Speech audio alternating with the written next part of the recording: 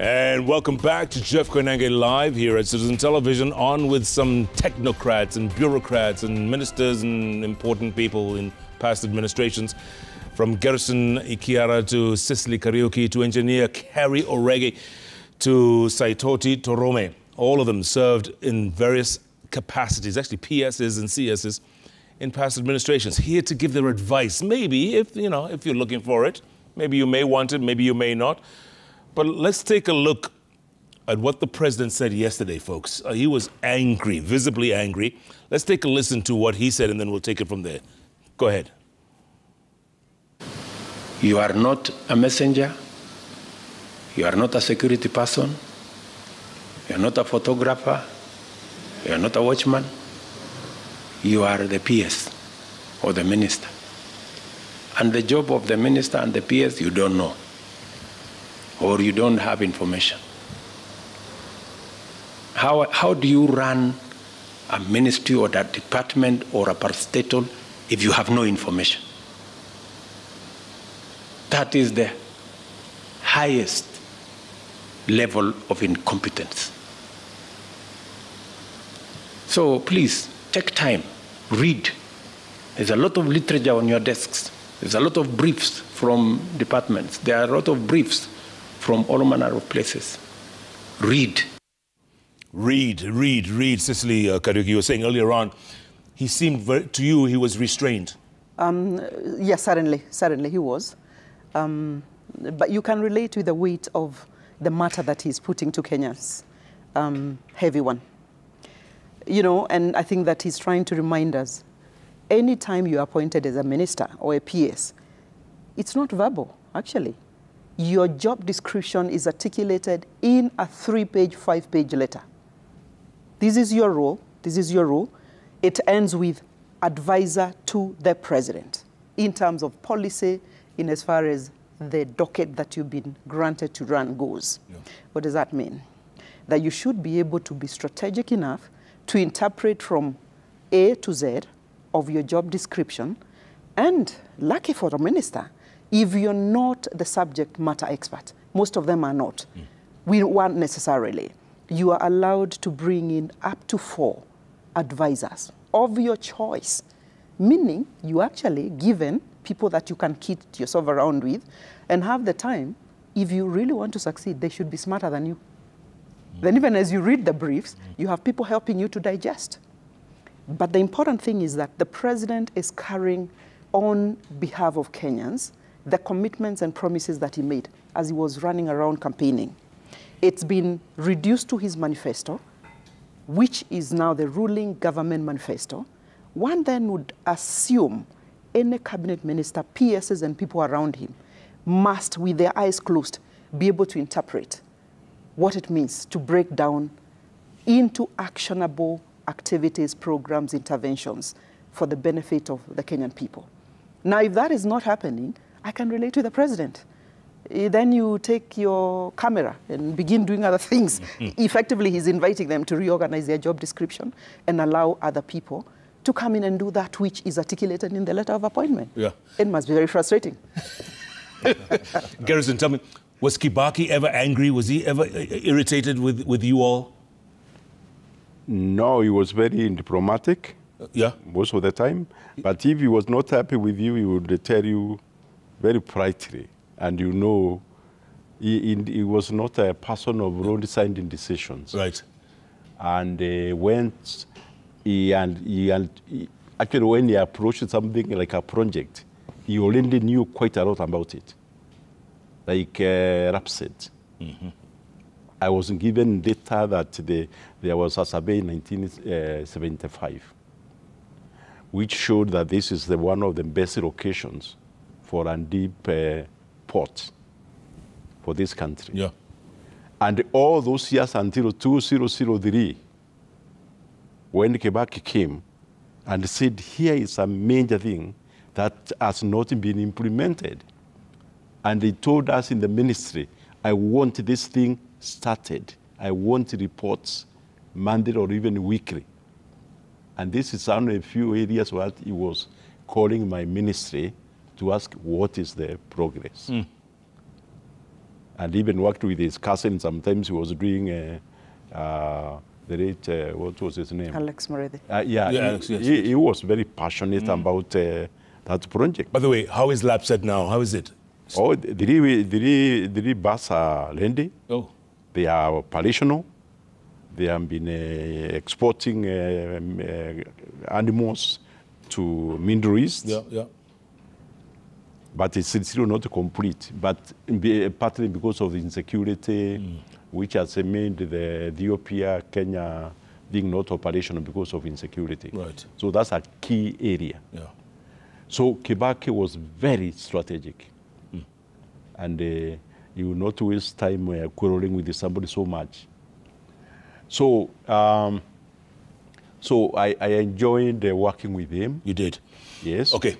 Engineer, before I go to you, let's take a listen to what the president said yesterday about lateness, tardiness of these ministers and PSs. Let's take a listen. Not keep time with your employer. You have basically dismissed yourself. I mean, it's just as simple as that. So, for those who came late, who are members of the executive, I will be expecting a written explanation, and it should not include matters of traffic. Wale wamechelewa, nikaona rais, unaniona ninamjua. Nikaona uso yake nikajua hapa kimeumana. Sababu leo ni siku ya performance contract. Ile siku muhimu sana ya kuja kuweka. Na wewe umefika pale, rais amekaa. Tayari amekaa na ndiye rais wa Jamhuri ya Kenya. Wewe umechelewa ukiwa kuona nani? Who else have you gone to see? One of the things we need to learn in our performance contract is to beat the traffic. And Ricky G is just twisting. He's just adding more salt. Engineer, your thoughts The about performance contract yes. was one of the key things that Kibaki brought. Yeah, he was big on that, huh? And it made a lot of changes. Its impact was great. And the Vision 2030, very strategic. We had many, many meetings. And even inviting former presidents from Middle East to come and advise us, Singapore and Malaysia. Some of them were classmates with Kibaki in the UK when he was a student. And he was very, very uncomfortable that some of his student classmates, they had completely changed their countries. Here, we are still talking, quarreling. And that continues even today. Shame. Eh? Engineer, this lateness. This lateness, to me, it baffles me. Because, Jeff, presidential function. The last person to come in a presidential function, especially with a public servant, is the president himself. Because you are supposed to sit there much. There's nobody else you can say you wanted to see. You say, Gachagua said that who else are you going to see while the president and deputy is here? So that is, to me, whatever might have made them late, it requires an explanation. But you should not be late at a presidential function, being a public servant and being advisor to the president. Yeah. Yeah. You know, public service calls for a lot of sacrifice. Yeah. A lot of sacrifice and a lot of understanding. What the president was saying here, that some people don't read or what. Cecil had said that your duties and are given to you in that 5-page letter. But how do you implement those things? Especially if you come in, the minister doesn't know about the government, the PS doesn't know about the government, and then you have, so you say advisors, also don't know the government. Yeah. Now, you come in because you have power. You have been appointed. You want to execute that power. You sometimes don't relate with the people you have got there, the civil servant. And then they'll just leave it like that. They'll give you those things. They will not tell you what is relevant. Tell me, did you get along with your CS? With my peer, with my minister? Yes. Oh, we got along with Kagum. Throughout, yes. Throughout. No problem. 5 years. No problem. Because a consultation was going every now and then between me and him. And whenever we want to initiate a project, or a project to be initiated, we discuss with the minister. Once he gets, we get concurrence, then I go down and sit with my team. And my team are inside team. You cannot do government action outside the established order. Right. Saitoti, what about you? Did you get along with your CS? Yeah. In fact, when I served as a PS for 7 years, I worked under 3 ministers. 3 CSs. Who were they? I started with Honorable Kejuri in planning and devolution. I was in charge of planning, State Department. And then when I went to defense, I worked with Ambassador Rachel Omamo as the PS for defense. She was the CS for defense. And the other important thing in a ministry like defense, you do not only work with the CS, but you also have to work very closely with the head of the military or the chief of defense forces. At that time, it was General S.J. Mwadede. We worked very well. And because defense is a very sensitive ministry, I had to do a lot of consultation. In fact, when I went to defense, the link between the civilian staff and the military is actually the Vice Chief of Defense Forces. At that time, he used to be General Kasaun. So we work very closely. Whenever I wanted to do anything, I had to consult them. And particularly in the defense, there is a lot of procurement which take place. So you have to do a lot of consultation so that you don't just mess up without consulting. So just as Engineer Orage has said, when you go to the government, even though you have been in the private sector, the most important thing is for you to rely more on the staff whom are working under you. We have very experienced and competent heads of department. Like I remember when we went to planning and devolution, just as the CS has explained, the former CS, Cecil Kariuki, has explained, we had a lot of problems. And what I actually came to learn when I became the PS, there were issues when it comes to the NYS. When people hear that a new PS has been appointed in the office, they think even what they have been waiting to be approved will be approved by the current PS because he's new. Yeah. But the most important thing when you go in a ministry, like, in fact, for the first time, after 3 weeks, we actually appeared in the Public Account Committee, and some of those things that we were being asked, we were not there. So the most important thing when you go in a ministry and you find challenges, get opinion from your staff. They are very experienced. They have worked under different PSs, and they will be very honest. So when I worked with them, in fact, there were some people who were coming to say that they wanted to be paid. But when you consult the staff, they used to tell me that, please don't touch on this, Mr. PS, because it is under investigation by the EACC. So when you listen to your staff, because they are honest and they are professional, you can't go wrong. Okay, that brings me to NYS and, you know, that docket. Must have been a lot of hostility, you coming in at that time. Actually, no. I didn't quite feel it. The public was very, very charged, negatively so. And the staff? The staff was very, very anxious, but they were also looking for a change so that then we could kind of get started all over again. I mean, things have to continue. And I must say, agreeing with the PS, the former PS here, we have very, very competent and committed civil servants who've grown from, you know, point zero all the way. Yeah. But they want to feel you trust them. They want to feel engaged. They want you to give them feedback. They want you to create time for them. So the role of the advisors that you allowed as a minister is so that if, like me, you are a little bit private sector oriented, it means your speed and perspective could be different if you haven't gone through the, you know, the public service. Yeah. So this team that you come with helps you in terms of speed. Because we must say there is also a little bit of some sluggishness, a lot of bureaucracy. Government is a bureaucracy. You know, the layers, the levels, folio 1, folio 2, consort this, consort that before a decision can be made. Yeah. So when the two complement each other, you end up with a very efficient delivery mechanism.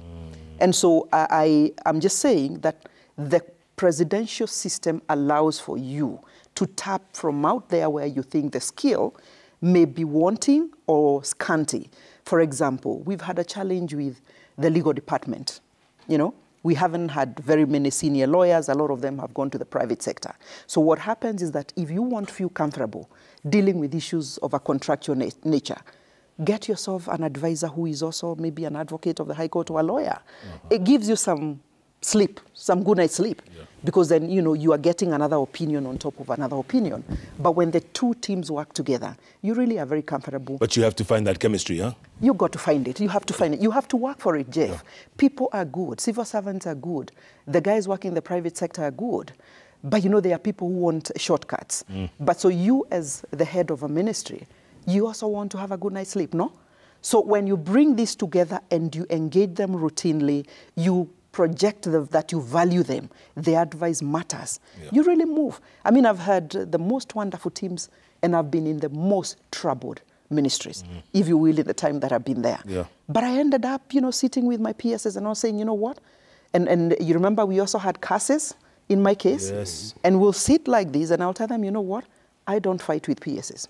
I don't even fight with CASes. We work as a team and my directors. I don't fight. But we are moving in this manner. If you find me moving a little bit ahead, stop me. If I find you also moving like this, I'll stop you. So we are a team, we are a unit. Every fortnight, we'll sit and engage over a cup of tea. And as we mentor each other really and feel we are family, because you sink, we all sink. Correct. We win, we all get out happy. And you know, I've had a, call it honor. Sweat, a lot of blood, because it's hard work to even bring that chemistry, bring that trust level. You know, it takes hard work for people to even believe in your vision as a vision carrier for the mandate that you're taking. Absolutely. But with some little effort, you get through. Engineer, Me, I'm a career public servant, a civil servant. Career? Right. Career. How many years? 33 years. I never went to private sector. I grew up in public sector. So what Cecil is saying is quite, it's correct. But to find that chemistry sometimes can be very challenging, especially when you have advisors who now want also at the CS level. Some of them might go overboard. Correct. By being attached to CS, they want to maybe lord over other public servants who are there. And that's the beginning of the problem. But I'm glad what Cecil has said, that you have to create that chemistry so that the people who are inside there, those civil servants who know how the things operate, are brought together. But sometimes some people don't do that. It comes in with an advisor who doesn't understand the government. They also don't understand the government. The PS doesn't understand the government. And because he has been appointed, he thinks that now they are supposed to run, and then relegate the civil servant down there. And that's what happened to the Dream Team. When Dream Team were appointed, because they were saying that the civil service was corrupt, they wanted to bring the private sector talent into the civil service. And the World Bank, through this structural adjustment, forced government, Moi government, to appoint the Dream Team. And when they came, they were in the air. Did people saw them as what, elitist? They were elitist, and they portrayed themselves so as elitist. Because at that time, I think the PSs or the deputies were, even you check the remuneration, there was such a marked difference. So they never cared, because they believed that the people who are there are corrupt. They never consulted them. They never did anything like that. But I tell you, if you have a policy and you don't consult the people or work it with the people who are been established there, that policy would not see the end of the day. No, they would not. Because they leave you. And again, another thing sometimes which happens, because you have been appointed, you create what is called, you have to be obeyed. So you create what is called fear. And once you create fear that you must be obeyed, you create paralysis. So it's like a God complex. Yeah, once you create paralysis, I think nothing moves. They just leave you, do what you want. You have to carry them along. Or they will sabotage you. The civil servant, you have to carry them along, positively and enthusiastically. Saitoti was saying real quick before we go to break. I just want to add what the engineer Orege has said. For you to work very efficiently in the public sector, what he's saying, making sure that they don't fear you, you actually do what we call open door policy. Get information from the staff.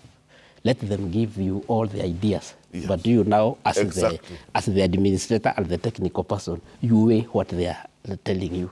In fact, like when I worked in planning, we were able to achieve some of the things that had actually been able to, some of the things that, like the economist, they had actually stagnated. But when I listened to them and we came up with good ideas, we were able to take to the minister, Honorable Ukuru Yatani, and then we were actually able to lock out. And this is because they had been having those ideas, but the problem is there was no open door policy where they could bring the ideas. Right. Yes, but when you have an open door policy, you are able to get very good ideas from your staff, you weigh them, then you implement them. Okay, I'm going to ask you guys when we come back from the break, would you give advice to your present colleagues? Do you have advice to give? Think about it. No, now. In the meantime, engineer, your niece, Linda Ogutu, says hello. Thank you, Linda. I have not seen you in a long time. Where have you been? And Madam CS, the people of Nyandarua, the phones are ringing off the hook. They're saying... Hello, Nyandarua, I love you. There you go. Keep tweeting at Koinange Jeff, at Citizen TV Kenya, the hashtag JKLIVE. JKLIVE takes a break. We'll be back with all your feedback on the Magic Wall.